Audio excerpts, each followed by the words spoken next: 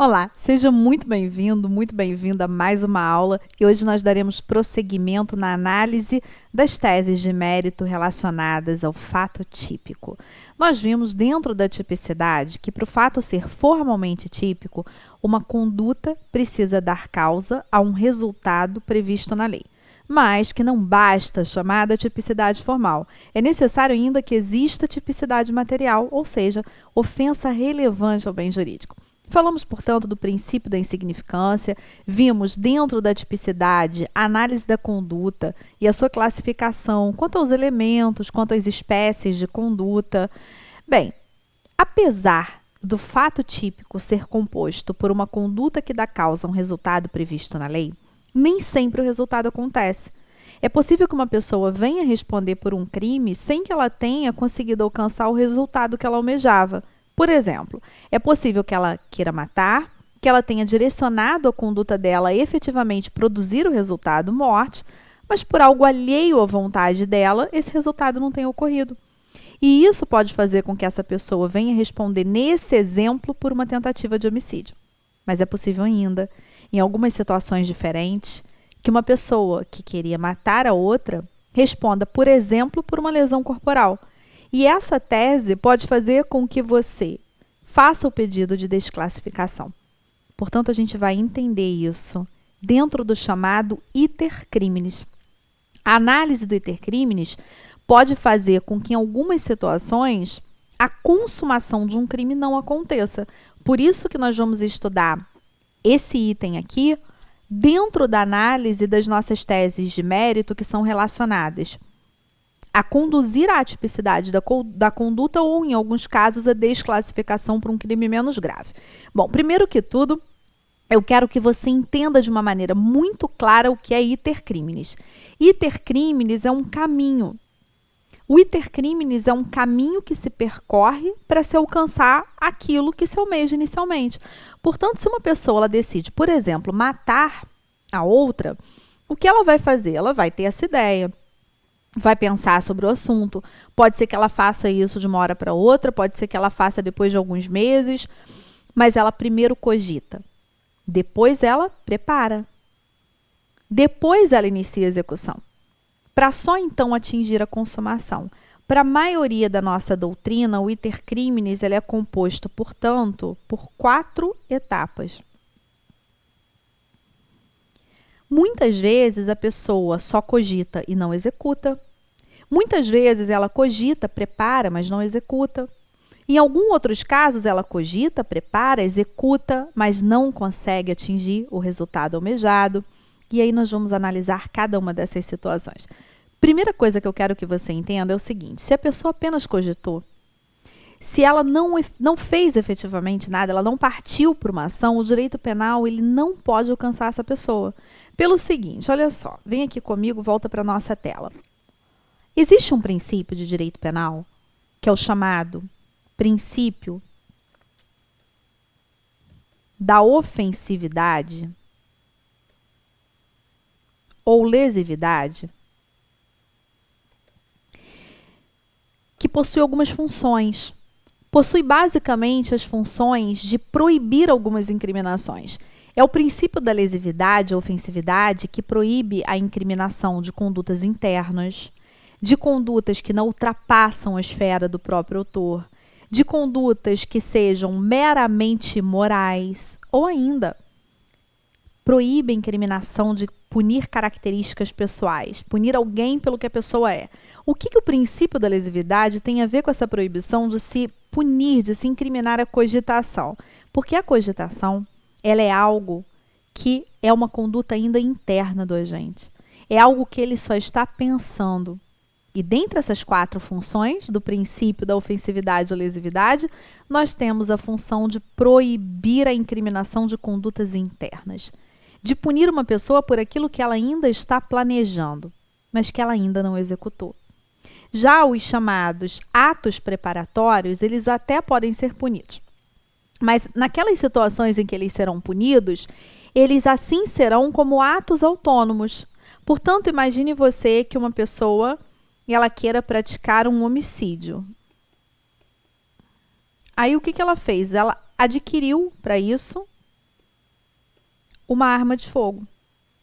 Ela não tem porte, ela não adquiriu essa arma de uma maneira regular, ela não tem registro dessa arma, nada, nada. Falaram para ela que o fulano lá estava vendendo uma arma, ela foi lá e comprou. Se essa pessoa não iniciar a execução do crime de homicídio, note que adquirir a arma de fogo é um mero ato preparatório. Se ela parar por aí, esse ato preparatório pode ser punido, porque esse ato preparatório constitui crime autônomo. Nós temos crime dentro do Estatuto do Desarmamento para essa pessoa. Agora, e se essa pessoa ela tivesse alugado um carro diferente do dela para disfarçar e ir até o local cometer esse homicídio e parasse por aí, ela não praticasse o crime de homicídio, ela poderia ser alcançada pelo direito penal? Não. Por quê? Porque alugar um veículo não é crime. O ato preparatório, quando a pessoa para nele, ela só pode ser alcançada pelo direito penal se esse ato preparatório constitui um crime autônomo. No caso, a aquisição da arma de fogo constitui, mas a locação de um veículo não. Daí a diferença. O que a gente consegue notar com isso? Volta comigo aqui para a tela. Que nós só temos efetivamente a punição do iter criminis a partir daqui, olha. A partir, portanto, do início da execução. A gente precisa ter início da execução a partir aqui desse item 3, para que efetivamente a pessoa possa responder dentro daquele crime que ela intenciona praticar. Por exemplo, ela só pode responder por um homicídio, seja consumado, seja tentado, se ela inicia a execução. Então, por exemplo, se ela começa a atirar em alguém, querendo matar, nesse caso ela já pode ser responsabilizada. Se ela matar, ela vai ser responsabilizada por um homicídio consumado. Se ela não consegue matar por algo alheio à vontade dela, ela vai responder por um crime de homicídio tentado. Agora, vamos lá. O que isso tem a ver com teses de defesa que podem conduzir a uma absolvição ou que podem conduzir a um eventual pedido de desclassificação? Eu vou colocar aqui para você, na tela, uma pergunta, tá? Vamos lá, cadê a perguntinha que eu quero fazer para você? Aqui. Quando o agente inicia a execução, mas não atinge a consumação, ele deve responder como? Geralmente, quando eu faço essa pergunta, as pessoas elas tendem a pensar logo na figura da tentativa. Se a gente imaginar uma situação em que o agente ele queira matar a outra pessoa, ele queira consumar um crime de homicídio. E aí eu faço essa pergunta para você. Quando o agente inicia a execução de um homicídio, mas ele não atinge a consumação desse homicídio, ele deve responder como? É possível que a primeira coisa que tenha passado na sua cabeça seja essa resposta. Ele deve responder por tentativa. Eu quero que você tome um cuidado muito grande aqui. Porque essa pergunta que eu fiz para você não é a mesma da que eu vou fazer agora. Deixa eu colocar aqui na tela. Olha a diferença entre as perguntas. Olha essa aí. O que ocorre se o agente inicia a execução e não atinge a consumação? Agora eu estou te dizendo por que ele não atingiu. Por circunstâncias alheias à sua vontade. Aqui sim você poderia pensar em um crime tentado. Pelo seguinte, quando a gente analisa o artigo 14 do Código Penal, o artigo 14 ele fala em consumação e ele fala também no inciso 2 de tentativa. O inciso 2 é voltado para a descrição da tentativa. E se você prestar muita atenção, abra o artigo, olhe para o artigo 14, inciso 2. O artigo 14, inciso 2, ele é muito claro. O crime vai ser tentado quando o resultado ele não ocorre por circunstâncias alheias à vontade do agente. Na primeira pergunta que eu fiz para você, eu não falei que era por circunstâncias alheias à vontade do agente. Eu só perguntei o seguinte. Quando o agente inicia a execução e não atinge a consumação, ele responde como? E veja o seguinte, depende do porquê ele não atingiu a consumação. Ele não atingiu a consumação por algo alheio à vontade dele? Ou ele não atingiu a consumação por vontade própria? Ele não atingiu a consumação porque ele desistiu? Ele não atingiu a consumação porque, apesar dele ter feito tudo para atingir, depois ele mudou de ideia e praticou uma nova conduta para impedir que o resultado se produzisse? Isso tem relação direta com aquilo que você vai pensar como tese de defesa. Portanto, eu trouxe um esqueminha aqui para você entender isso 100%, tá? E não tem nenhuma chance de se equivocar. Olha só, a gente inicia a execução e não atinge a consumação. A sua pergunta, frente a uma determinada situação concreta, deve ser a seguinte: por quê? Foi por vontade própria ou foi por algo alheio à vontade? Porque se ele não atingiu a consumação por algo alheio à vontade dele, eu tenho duas possibilidades. Eu posso ter como tese de defesa a tentativa, e isso conduzir talvez a um eventual pedido de desclassificação de um crime consumado para um crime tentado. Nesse caso, incide o artigo 14, inciso 2 e o seu parágrafo, que vai trazer para a gente de quanto a pena é reduzida no caso da tentativa. Porque a tentativa, ela tem influência na dosimetria da pena, ela tem influência no chamado processo dosimétrico da pena. Porque a tentativa, ela é uma causa de diminuição da pena. Então, ela é tratada na terceira fase da dosimetria da pena. E o crime impossível tem como fundamento o artigo 17. E aqui é uma tese defensiva que pode fazer com que a pessoa não responda pelo crime. A depender da situação, se você alega como tese de mérito crime impossível, pode ser que o seu cliente não responda por nada. Eu vou te dar um exemplo. Vamos imaginar que uma pessoa ela queira matar a outra. Aí ela vai até a casa da outra pessoa para quê? Para matar. Chega na casa dessa pessoa, ela entra, a porta está aberta, ela entra. Ou então, sei lá, ela finge uma visita. Aí a filha da pessoa recebe, ela entra na casa.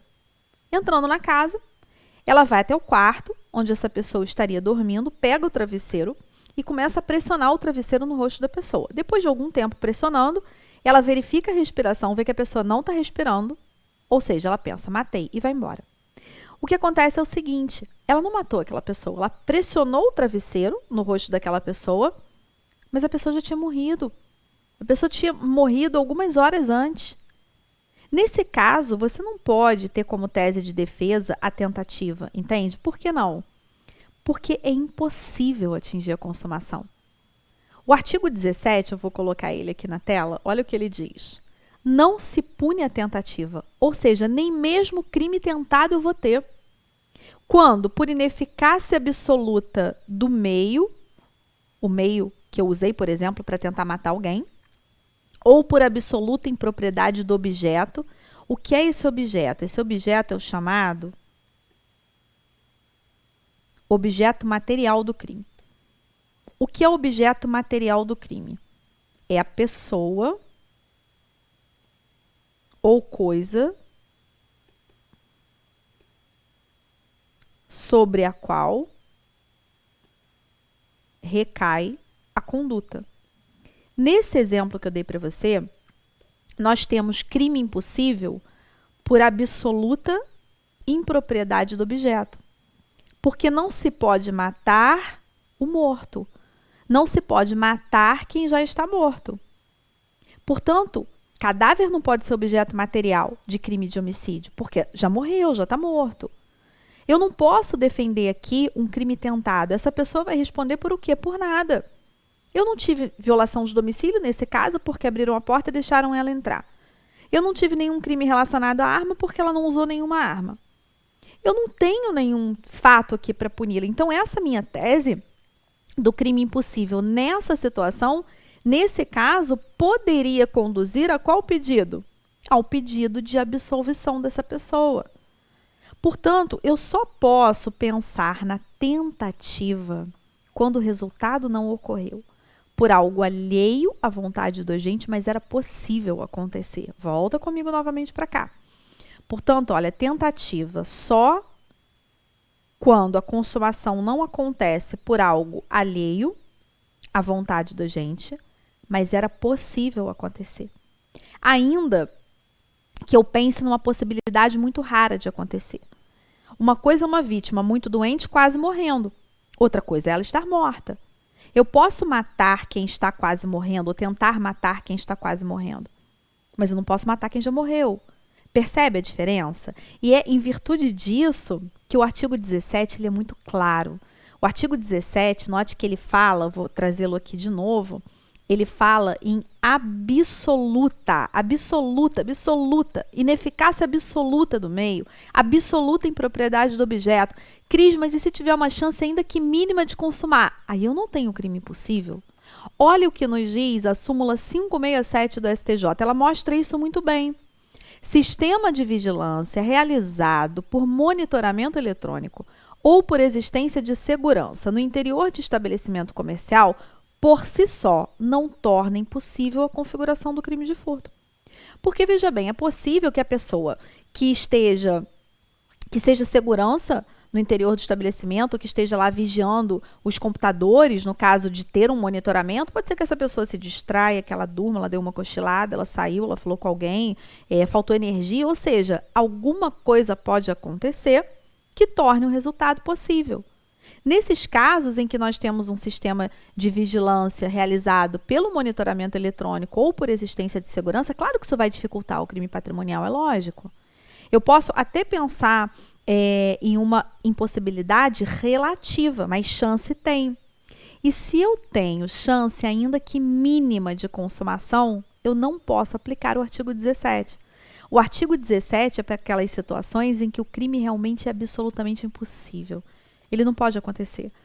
Seja porque o meio que eu escolhi para utilizar, para provocar aquele resultado, não provoca o resultado de jeito nenhum, seja porque existe uma impropriedade absoluta do objeto material, ou seja, da pessoa ou coisa sobre a qual recai a conduta.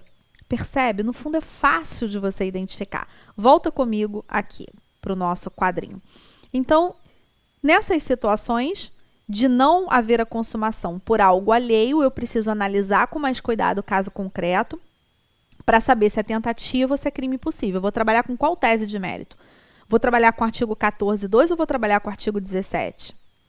Aqui, eu também tenho a possibilidade, isso é super importante, eu também tenho a possibilidade de que o agente ele não atinja a consumação por vontade dele.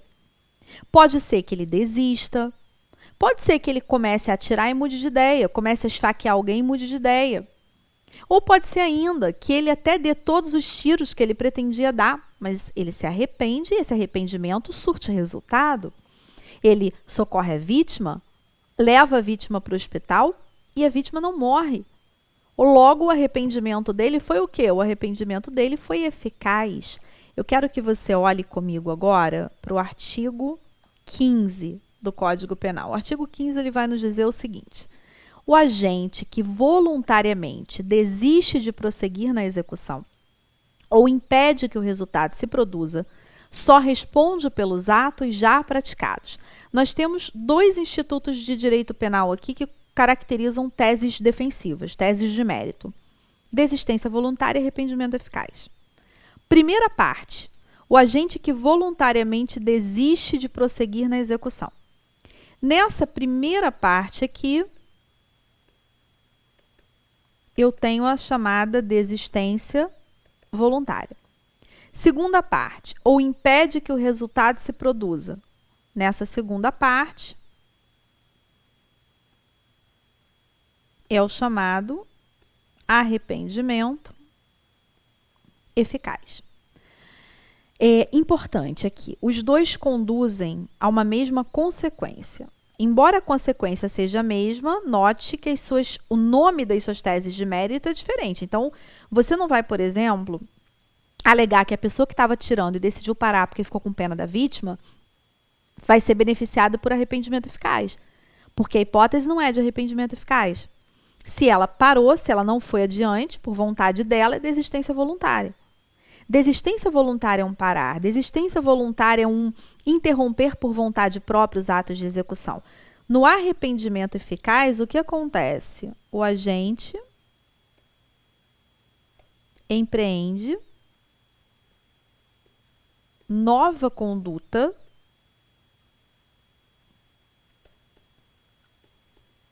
para impedir que o resultado se produza. Por isso que esfaquear a vítima e depois levar a vítima para o hospital porque se arrependeu é uma hipótese de arrependimento eficaz. O arrependimento eficaz ele exige um novo fazer.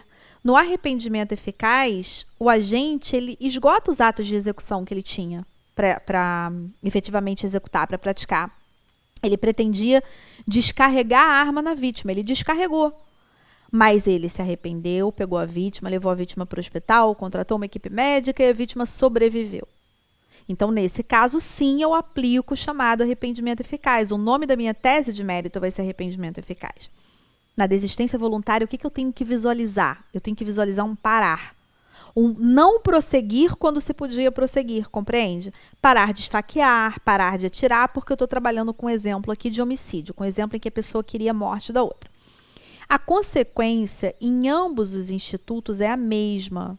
A consequência está prevista aqui, textualmente, no nosso artigo 15, olha só. Só responde pelos atos já praticados. Eu quero que você tome um cuidado aqui. A gente tem, de certa maneira, uma complementação aqui no artigo 15. A gente pode dizer que a pessoa só responde pelos atos já praticados, abstraindo o dolo. Então, consequência. Só responde pelos atos já praticados,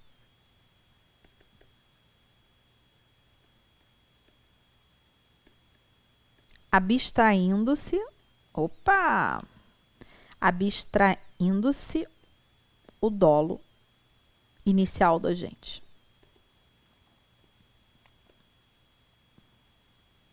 Pelo seguinte, quando eu tenho uma situação comum desses exemplos que eu falei para você, do agente que socorre a vítima, leva para o hospital, ou então para de atirar porque ficou penalizado com a vítima implorando pela própria vida.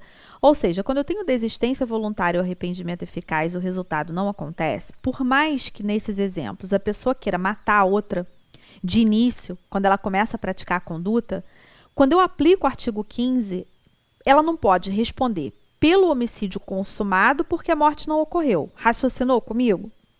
Mas ela também não pode responder por tentativa.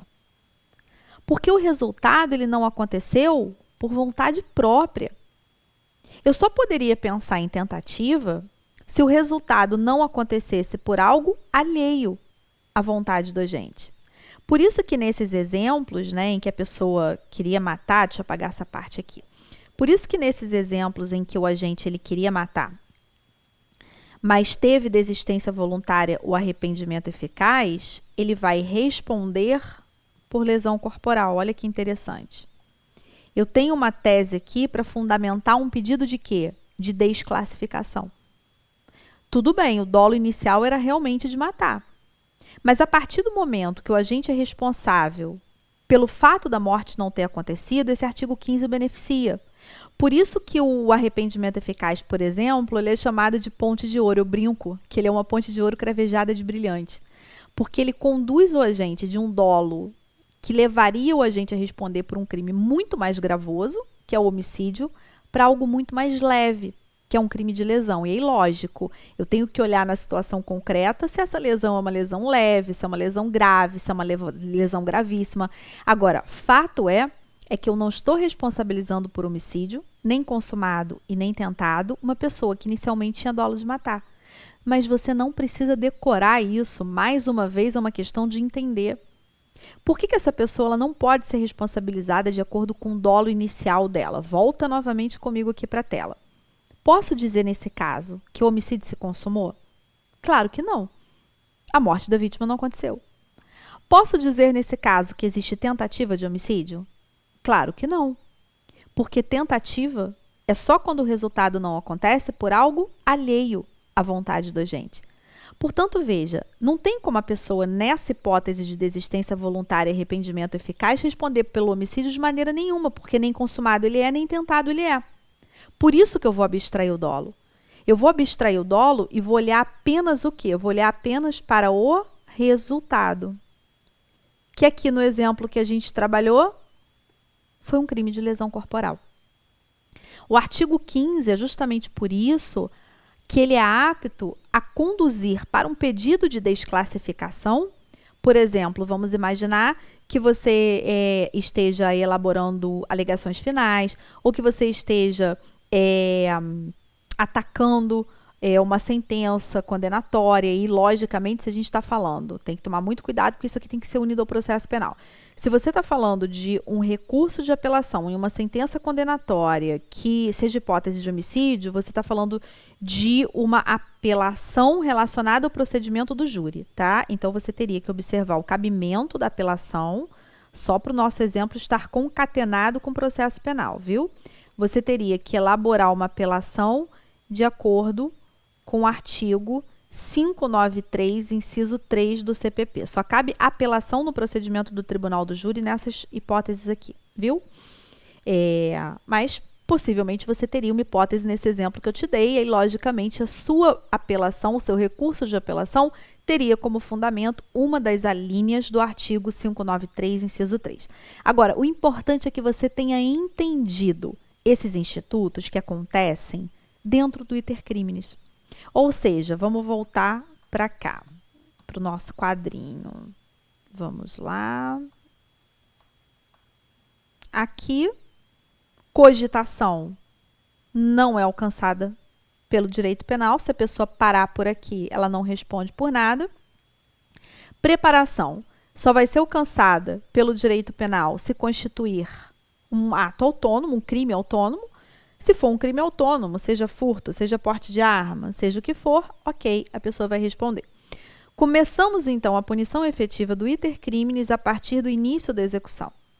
Se a pessoa consumar o crime, perfeito, ela vai responder pelo crime consumado. Se ela não consumar, eu tenho teses de defesa. Quais? Depende. Eu posso ter como tese de defesa a tentativa, o crime impossível, a desistência voluntária, o arrependimento eficaz. Como eu vou saber qual tese eu vou utilizar? Volta comigo para cá. Aqui. O primeiro cuidado qual é? Verificar qual foi o motivo que levou à não ocorrência da consumação. Ou seja, basicamente o que eu tenho que indagar é: a consumação não aconteceu por vontade própria do agente ou a consumação ela não aconteceu por algo alheio à vontade do agente? E aí a gente vai para aquele quadrinho de novo. Se foi por algo alheio à vontade do agente, eu posso ter tentativa ou crime impossível. Como que eu vou analisar se é um ou se é outro? Se não tinha chance nenhuma de consumar, eu tenho crime impossível. Seja por absoluta ineficácia do meio, seja por impropriedade absoluta do objeto. Agora, se existia chance de consumar e não consumou por algo alheio à vontade do agente, eu tenho tentativa. Agora, se a consumação ela não se deu por vontade própria do agente, ou a hipótese é de desistência voluntária, ou a hipótese é de arrependimento eficaz. Importante, os dois institutos estão no mesmo artigo. A base legal da sua tese de mérito é a mesma. O artigo que você vai utilizar é igual para as duas hipóteses, mas a nomenclatura do instituto é diferente. Desistência voluntária, parei e não fui adiante quando eu poderia ter ido. Arrependimento eficaz, fiz algo novo. Por quê? Porque eu já tinha realizado tudo o que eu precisava para atingir a consumação. Para a consumação não acontecer, eu empreguei uma nova conduta. Por exemplo, eu queria matar, dei todos os tiros que eu tinha para dar, peguei essa vítima, coloquei dentro do meu carro, levei para o hospital e ela ficou viva. Arrependimento eficaz. Nos dois casos, eu não tenho nem homicídio consumado e nem tentado. Portanto, eu vou responder de acordo com o quê? De acordo com o resultado que eu produzi. Se o resultado que eu produzi foi uma lesão corporal, eu vou responder por qual crime? Lesão corporal. Lógico que eu vou verificar na hipótese. Essa lesão corporal ela foi leve, ela foi grave, ela foi gravíssima. Que lesão corporal foi essa? Ela tem tipificação no parágrafo 1º do 129, no parágrafo 2º do 129, no caput do artigo 129. Portanto, eu tenho aí a possibilidade de trabalhar com 4 teses de defesa. Crime impossível só vou trabalhar, lembre-se, quando não houver chance nenhuma de consumar. Desistência voluntária e arrependimento eficaz, eu vou trabalhar para conseguir uma eventual desclassificação do crime, para fazer um pedido de desclassificação, porque lembre-se, é a tese de mérito que você trabalha na sua peça processual que faz com que você tenha um determinado pedido. Na hora de fazer o pedido, você tem que olhar para as suas teses. Se você tem uma tese excludente de crime, você tem um pedido de absolvição. Se você tem uma tese que leva a uma responsabilidade penal menos gravosa, você tem uma tese que conduz a um pedido de desclassificação. E assim fica fácil de você estruturar os seus pedidos. Quando você organiza as suas teses de mérito, os pedidos eles vão refletir as teses de mérito que você trabalhou ao longo da sua peça processual. Percebeu? Ou na análise de um determinado caso concreto. Prosseguindo aqui na nossa telinha. Então, é necessário perquirir por quê. Por que a gente não alcançou o resultado? Foi por algo alheio à vontade dele ou foi por vontade própria? Se foi por algo alheio, via de regra, a tentativa. A não ser que seja impossível atingir a consumação. Aí a gente tem crime impossível. Se for por vontade própria, haverá desistência voluntária ou arrependimento eficaz. Desistência voluntária, primeira parte do artigo 15. Arrependimento eficaz, segunda parte do artigo 15. Que não se confunde com arrependimento posterior. Arrependimento posterior, a gente vai estudar nas nossas teses de mérito relacionadas à dosimetria da pena. Arrependimento posterior é o artigo seguinte. Arrependimento posterior é o artigo 16. Arrependimento posterior, eu já consumei o crime, por isso o nome posterior. O crime está consumado. Por exemplo, eu furto um pertence de uma determinada pessoa, no dia seguinte eu decido devolver. Dá uma ressaca moral, eu resolvo devolver, mas o crime já está consumado. O arrependimento que vem após um crime consumado, ele é posterior. E aí eu trabalho, então, com o artigo 16. Por isso que eles não se confundem. Então, atenção com isso. Arrependimento eficaz não se confunde com arrependimento posterior. O arrependimento posterior está aqui no artigo 16 e, olha, ele apenas reduz a pena. Nos crimes cometidos sem violência ou grave ameaça à pessoa, reparado o dano ou restituída a coisa até o recebimento da denúncia ou da queixa, por ato voluntário do agente, a pena será reduzida de 1 a 2/3. O agente responde pelo crime. A tipificação, ela não muda, diferente do arrependimento eficaz. Então, olha essa conclusão aqui. Enquanto o arrependimento eficaz, que é o do artigo 15, ele afasta inicialmente o crime almejado pelo agente, por isso que ele pode basear um pedido de desclassificação para um crime menos grave, o arrependimento posterior não. O arrependimento posterior, ele é considerado apenas na dosimetria da pena. Por isso que quando você usa o arrependimento posterior, que a gente vai estudar lá nas teses de mérito relacionadas à dosimetria da pena, quando você usa o arrependimento posterior como uma tese de mérito defensiva, ele vai possibilitar um pedido de quê? De aplicação da causa de diminuição da pena. Conseguiu entender? Maravilha! Então, na nossa próxima aula, nós ainda daremos prosseguimento ao estudo das teses de mérito que podem conduzir a um pedido de desclassificação ou até mesmo a eventual atipicidade da conduta ou então inexistência do crime de outras formas, seja por uma excludente de licitude, seja por uma excludente de culpabilidade. Portanto, a gente prossegue na nossa próxima aula e, lembrando, só concluindo aqui, se for tese de mérito relacionada a circunstâncias alheias, você tem tentativa ou crime impossível. Se for por vontade própria, você tem desistência voluntária ou arrependimento eficaz. Então, primeiro caso, tentativa, artigo 14, inciso 2. Crime impossível, artigo 17. Desistência voluntária e arrependimento eficaz, artigo 15. Todos são teses de mérito, tá? Lembrando só de mais um detalhezinho aqui para você. Tem algumas infrações penais que não admitem tentativa, tá? Então, das duas, uma. Ou a pessoa atingiu consumação, ou ela não vai responder por nada, e isso também pode ser uma tese de mérito. Exemplo, a pessoa tentou uma contravenção penal e não conseguiu. Ela pode responder por tentativa? Não. Por quê? Porque a tentativa está dentro dessas infrações penais que não a admitem. Então, olha, infrações penais que não admitem tentativa. Contravenção, por quê? Porque o artigo 4º da Lei de Contravenções Penais, ele é textual em relação a isso. Ele diz, não se pune tentativa de contravenção. Imagine você que você se depara com uma situação em que a pessoa foi denunciada por tentativa de contravenção. Tese de mérito, artigo 4º da LCP. Pedido, absolvição.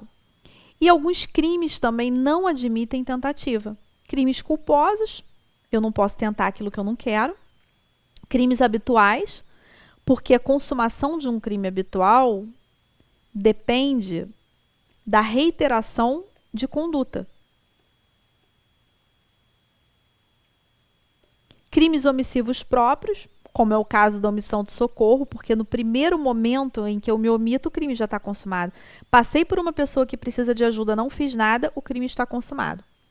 Crimes unissubsistentes são aqueles em que não se pode fracionar a conduta. Ou eu pratico ou eu não pratico. Eu não consigo fracionar. Imagina o seguinte, imagina uma tentativa de injúria falada. Impossível. Impossível. Ou eu abro a boca e ofendo a pessoa, ou eu não abro a boca e não ofendo a pessoa. Eu não tenho como fracionar essa conduta. Eu não posso, portanto, ter tentativa de uma injúria falada, porque esse crime ele é unissubsistente. E crimes pré-terdolosos, que são aqueles que têm dois resultados. Eu tenho dolo no primeiro resultado, portanto, dolo no antecedente e culpa no consequente. Exemplo, lesão corporal seguida de morte. 129, parágrafo 3º do Código Penal, é um crime pré-terdoloso. Tem dois resultados, lesão corporal e a morte. Como é que eu vou ter uma tentativa de uma lesão corporal seguida de morte se eu não quero a morte? Compreende? Eu só quero a lesão. Dolo na lesão, culpa na morte. Então, eu não posso ter tentativa de crime pré-terdoloso. Portanto, essas infrações penais aqui não admitem tentativa e isso te leva a mais uma tese de mérito para dizer, olha, o meu cliente aqui, ele não pode responder penalmente por uma tentativa de lesão corporal seguida de morte, porque crime pré-terdoloso não admite tentativa, ou ele não pode responder por uma tentativa de contravenção, e aqui, nesse caso específico, isso vai conduzir a um pedido de absolvição. No caso do crime pré-terdoloso, pode conduzir a uma desclassificação para um mero crime de lesão corporal, e por aí vai. Portanto, em cada situação, você tem que analisar, até com uma questão mesmo de análise crítica, de uma análise intuitiva, de uma análise com bom senso, se é uma situação que vai conduzir a um pedido de absolvição, ou, por exemplo, por atipicidade, ou se é uma situação que vai conduzir a um eventual pedido de desclassificação. Bem, então hoje terminamos por aqui e na nossa próxima aula falaremos das causas excludentes de ilicitude. Até lá!